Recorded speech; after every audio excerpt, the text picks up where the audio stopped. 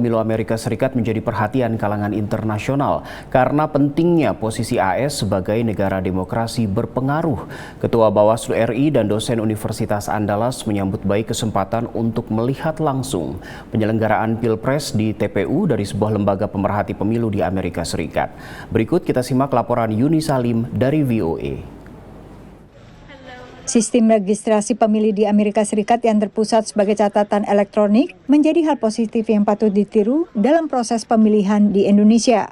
Demikian menurut Ketua Badan Pengawas Pemilu Rahmat Bagja setelah menyaksikan secara langsung proses pemilihan di beberapa TPS di ibu kota Amerika Serikat dan sekitarnya. Kalau memilih 2 kali, maka jika masuk dalam TPS, maka dia jika memilih tempat lain, maka tempat lain akan menolak yang bersangkutan untuk memilih. Meski demikian, keterbatasan listrik dan internet di tanah air mempersulit penerapannya. Sementara Charles Simabura, analis dari Universitas Andalas, menilai transparansi pemilu di Amerika dan kerahasiaan suara menjadi kunci menghindari serangan fajar seperti di Indonesia. Ini ada yang lucu juga sebenarnya. Saya tadi tanya, di sini ada serangan fajar nggak?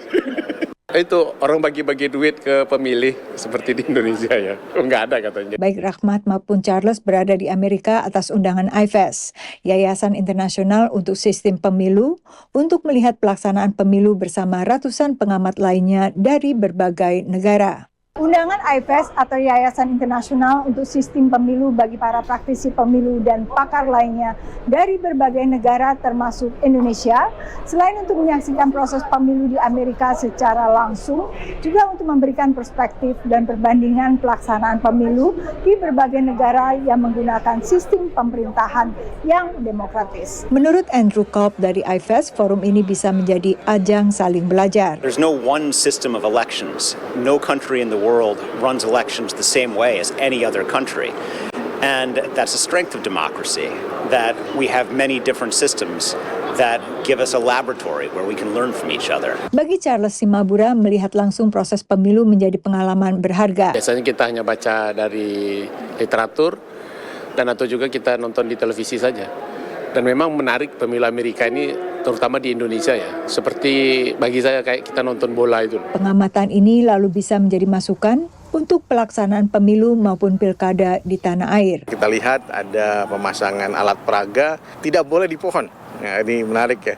Kemudian tidak mengganggu pemandangan ya, tidak mengganggu fasilitas umum yang ada di Amerika Serikat sehingga masyarakat tidak terganggu dengan adanya alat peraga kampanye. Sementara wartawan yang ikut dalam program terpisah yang diselenggarakan kantor perwakilan Amerika Serikat untuk ASEAN, US ASEAN, juga senang mendapat kesempatan berada di Amerika Serikat saat pemilu, apalagi melihat dinamika para pendukung. Indonesia terus terang dengan penggambaran berita-berita lalu juga potret foto-foto yang ditampilkan tuh saya pribadi setidaknya mendapatkan kesan pendukungnya Trump itu garang-garang, sangar-sangar. Tapi setelah kami lihat langsung di tempat kampanye dan berinteraksi ternyata tidak. Ya kami berbicara itu mendapat sambutan yang ya cukup oke lah gitu ya. Dari kubu Demokrat saya melihat keinginan untuk demokrasi ya itu yang sangat kuat ya. Dari beberapa wawancara yang kami lakukan itu yang menonjol. Dan kami bisa ya respect juga terhadap pilihan-pilihan itu. Selain itu, pendukung kedua partai yang diwawancara umumnya menyatakan menerima hasil Pilpres siapapun pemenangnya. Dari Washington DC, Yuni Salim, Virginia Gunawan, dan tim VOA.